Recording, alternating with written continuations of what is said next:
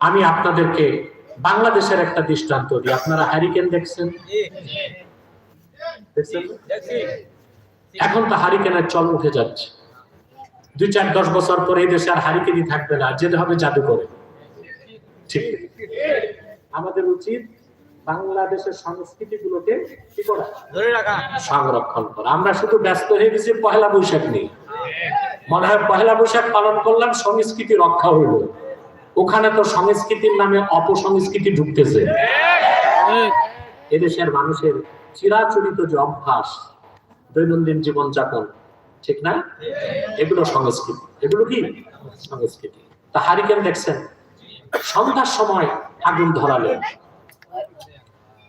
পুরা ঘর ফকফক করতেছে, কিন্তু ফজর রাত দিয়া দেখবেন আলো কমে গেছে, ঘরটা অন্ধকার।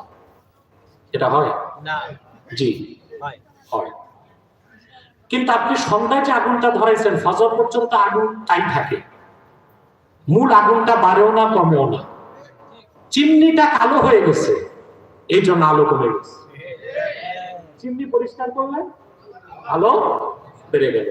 শাহ ওয়ালিউল্লাহ মুহাদ্দিস দেহলভী এটাই ব্যাখ্যা করেছেন, মূল যে ঈমান তাসদিক বিল জানান, সেটা বাড়েও না কমেও না, কিন্তু বান্দা যখন নেক আমল করে তার হৃদয় পরিষ্কার হয়ে যায়, ঈমানের নূর ফুটে ওঠে।